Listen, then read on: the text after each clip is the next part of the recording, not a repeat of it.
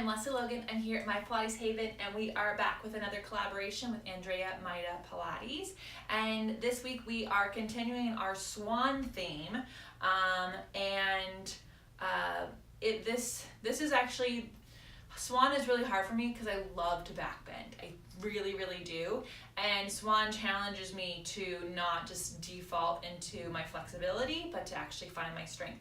And on the Wunda chair, on top of the chair, is really where I have to try to keep it all together. So it does lead into the Swan dive, and we will check that out today. So you're going to be on one middle spring, and you are going to set yourself up where your hips are on the chair and then your shoulders are over your wrists. And you don't want to be too far back like this, because you see how that breaks the joint, and you don't want to obviously be too far forward, you'll slip off. So you find the spot that's a magic sweet spot for you that you can connect into the pedal and connect into your back. Now, here's a couple things that people love to do. So now I'm letting my ribs just hang out and my legs are obviously too low. And then the other thing people love to do is that as they lift their chest, they lift their legs. So that's all going to make your lower back hate you. So let's not do that. So I'm going to start off by reaching into my chair with my arms to connect my front ribs into my body, and then I'm going to stretch my legs together and away, and all of that already sets me up.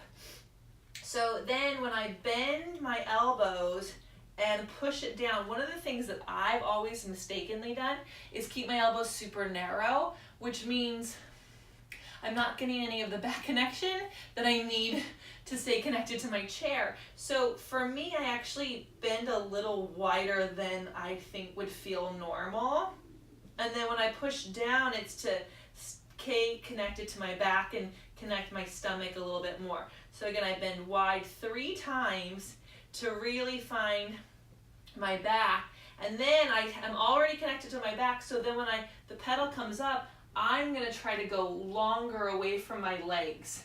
Really trying to get away from my legs, because when I go into the Swan dive, I need my torso and my legs to work as a seesaw, as one, and not as 2 separate pieces. Okay, so let's try that again. We'll do 3 good pumps, and then a long, long lift. And then we'll do 3 more, and on today's video we're going to talk about the single arm one too. So come back next week for the Swan dive, right? But as you can see, it's not a big lift, and it's not a back bend to my feet. It's a lengthening and upper back bend here. So the challenge and reason to do one arm, to be honest, I avoid it like the plague, because it really shows where your faults lie. So when you take one arm off, you can really feel where your asymmetries of your body are. My legs are already wanting to separate. So I'm going to find my back connection. This arm here is just like the Swan on the mat. It is reaching out but still connected to my back to try to keep me even. And then I still do the 3 pumps. It's just a lot harder.